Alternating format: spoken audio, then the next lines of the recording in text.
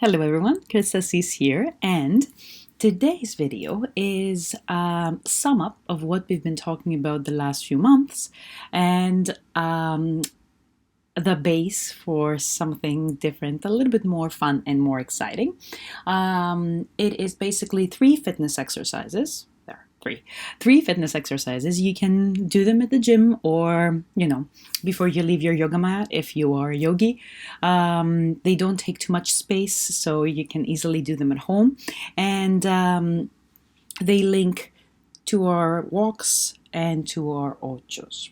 So, what I really want you to focus on is finding those movements of the leg inside the hip that we talked about in our boleos video, and also finding how the whole body is made to move for these movements to become more and more efficient. So you're feeling that, of course, you can push yourself if you really want to, but at the base level, it's not too much work. Okay, so it's your whole body, it feels like it's working together, and this is really how your dance has to feel. If you're feeling that you're working hard, something is off. So with no further ado, here we go.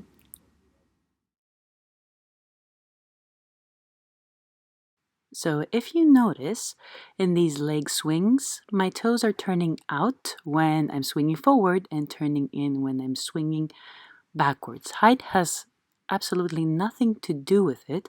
What is important here is staying congruent inside that hip and supporting and following the hip axis. When you're ready, you step back, and then I want you to feel that you're massaging both feet. See, play with how far you're going. So it's like a rebound or a lunge if you want to go with fitness terms. But I want you to notice what the upper body is doing, how it's helping with that transition. Also, how much energy you need to push yourself forward and stand over that foot. How high the back leg goes is not important here. When you're ready, you transition to this balance exercise. And here is the big secret. This leg is the only thing moving here. So we want to isolate the leg. How can we do that without creating tension? And then we go back to our swings. So it's a smooth transition, this one that we want to have here, going from working with the whole body, working in isolation, and going back to working with the whole body again. So we do exactly the same thing as we were doing before, only this time we step forward. Again, it is exactly the same as a rebound, only, and that is up to you. If you want, you can go deeper with it, give your legs a little bit of a workout. The height, how high your leg goes, it's not important. But here too, stay congruent in that hip. So if you notice, my toes are turning slightly out when I'm lifting up that leg and turning slightly in as it's coming down, slightly. The difference is very subtle, but it's important. You don't want to feel any pinching inside that hip throughout this video. And of course, we do the same thing on the other side, and I've kept this angle so you can see, if you can see now my heel, if you can follow my heel back and forth, it shows you that direction that we were talking about, that smooth swing of the leg inside the hip.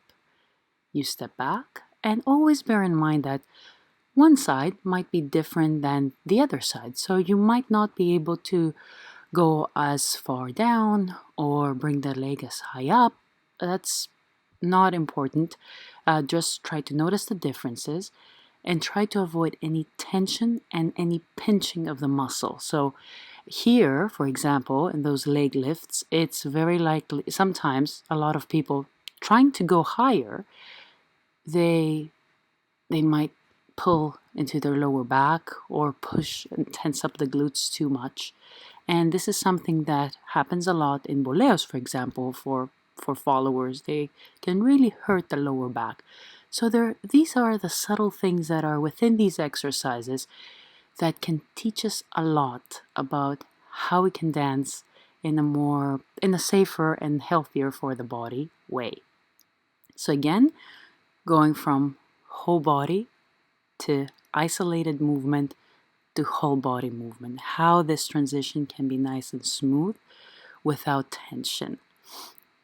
We step forward, and here you can see maybe from this different angle, how the body changes orientation as we step forward, how the legs are reorienting as we step forward and as we're lifting, and how that back leg really creates that direction, rolling from the outer part of the foot to the big toe as you push, because that's where you get that final little push that you need to make your way forward.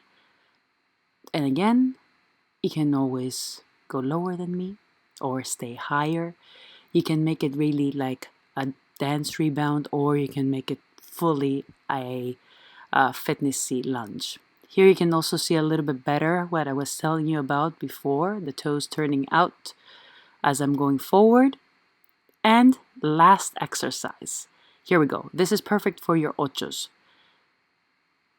It is that timing that we've been talking about.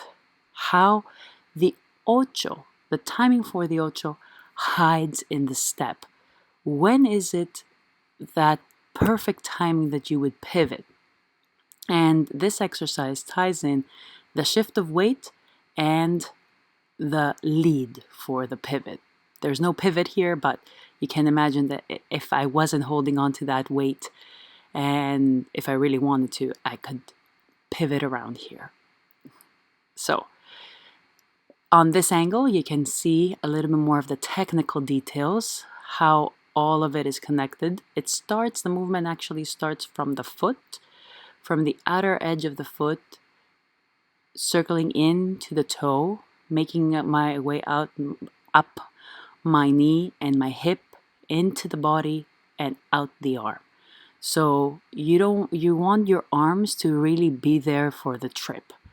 It's really like as if you're trying to throw that weight to the right or to the left, as we were doing before.